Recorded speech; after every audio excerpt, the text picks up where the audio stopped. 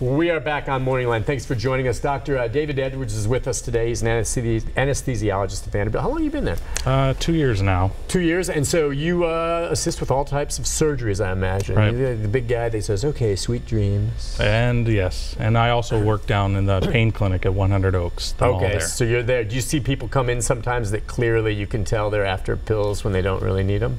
Yeah, I mean, a lot of people show up, you know, their other doctor has said, I'm not going to prescribe anymore, go to the pain clinic. They show up on the day that their previous prescription expires, yes. Yeah, okay, that happens, and you guys do a good job of monitoring that. We do the best we can. Sure. Let's go to Robin. Hi, Robin, are you there? A caller on 4? Ma'am, are you there? This is Woodbine. Oh, I'm sorry, I got your name wrong. You go ahead. Go ahead, ma'am.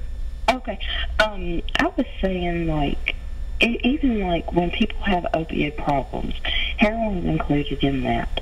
If they can't get the pills that they want, what they're going to do is they're going to go get heroin. Yeah. They're going to break it down. They're going to do that. They're going to get addicted to that.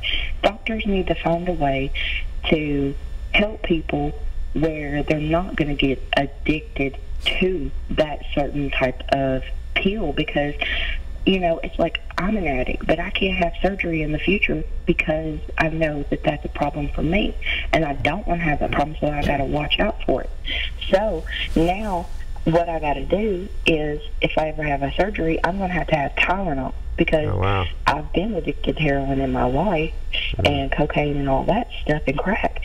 Now that I'm clean, my pain pills ain't going to be nowhere near like what they're giving out. That's all I got to say. Hey, wow, that's a great point. And she's clean now, but I'm sure she worries. That's a fear, right? Yeah, the day. What are there alternatives for her? Yeah, there are definitely. I see a lot of people coming in for surgeries who've been addicted before or dependent and have this fear that they're going to have to go through surgery and suffer and hurt because they can't. The only thing they can use is something like Tylenol. Yeah. Well, there are a lot of different types of anesthetics, and we can actually get people through major surgery on non-opioid painkillers. Often we do supplement with opioids just because they're so good at treating the surgical type of pain, and that's okay in that period. But you definitely want to let your doctor know that maybe you've had this problems and you prefer an opioid. We call it opioid sparing anesthetic, which includes regional anesthesia. Maybe you've experienced having a block that can numb up part of the limb that they're working on, or an epidural to numb up your belly, or blocks to numb up your legs, spinals for knee surgery and hip surgery. These are all non-opioid ways of having surgery. And then during the type of you're going to have pain even after surgery. So in that time frame, for the short period, a low-dose opioid is okay for you as well. I wonder, it's not legal here, of course, but have you researched at all any of the medicinal marijuana? And maybe marijuana, you hear some could have some help with pain, maybe not to the degree that you need opioids for the real serious pains, but what do you think of that? But for the chronic pain? Yeah. So this is a whole nother story, right? Yeah, it's a whole other realm. It's something you can't prescribe or use here. I cannot in the state of Tennessee. Yeah. I think that the laws in this country have stifled the advantages that medicinal marijuana could provide for chronic. And we can go into that more, but just like any chemical that we take into our body, there are certain receptors in the body. For the opioids, there's an opioid receptor. For marijuana, there's a marijuana receptor.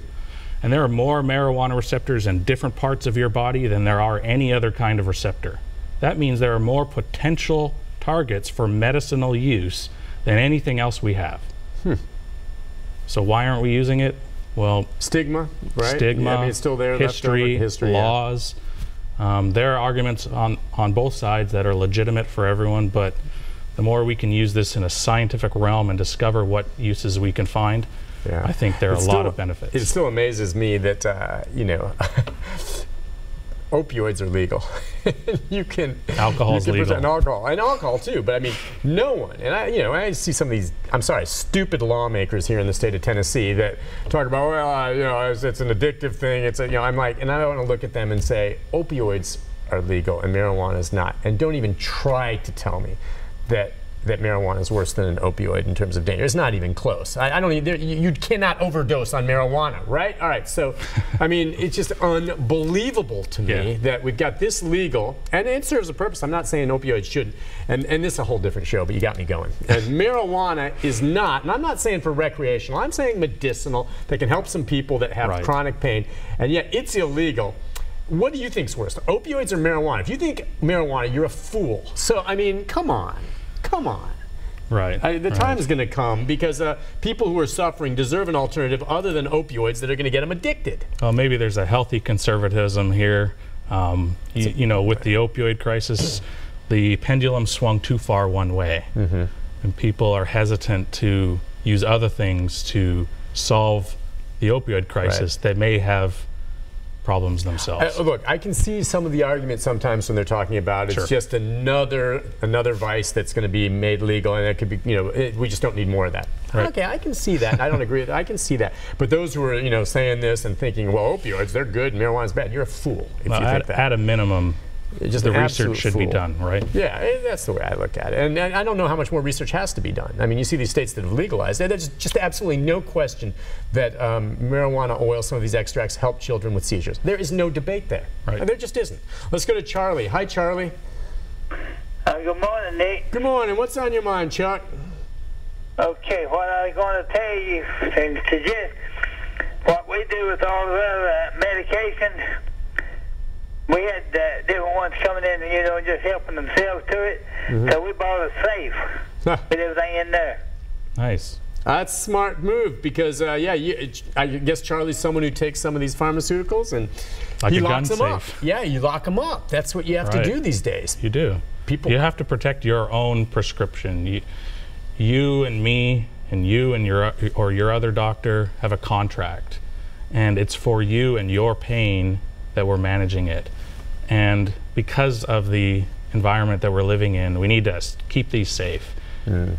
If it's in a literal safe or controlled by someone else in your family who can help you manage them, but out of the hands of children, out of the hands of anybody who might come by and be able to steal them. Let's go to Brian. Brian, good morning.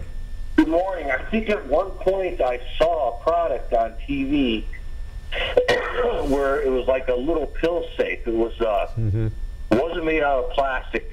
It looked like one of those regular, when people who take, I've never seen it in person, but I've seen it, I guess, on TV. Yeah. Where if people have like multiple pills they have to take, which I couldn't imagine, like they got a whole different regimen.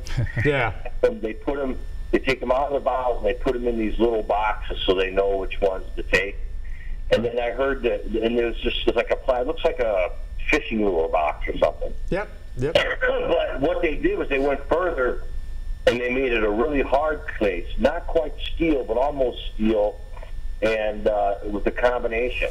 And then that way nobody, it doesn't matter if it's a caretaker or anybody, except the person. It was like the little bicycle lock number thing, like it was a 4-number combination. No, sounds good. Did you have a question? Yeah, I wanted to say the legislature is just finishing up. I thought they'd already finished. And somebody proposed the marijuana medical legalization, not for recreation, just for medical. And it didn't get out of committee. But that's right. It was amazing because it was the first time that it was ever brought. It takes them to bring it a couple times, and then eventually that will get passed. It's a start. You're absolutely right. The legislature, by the way, is going to end this today. Is going to be the end of the session. And yeah, look, they're bringing it up, and it's kind of stalled here, but it's happening elsewhere in the country. So there's some good people up there on this hill, this local hill, that are looking at the science, and I think that's a start.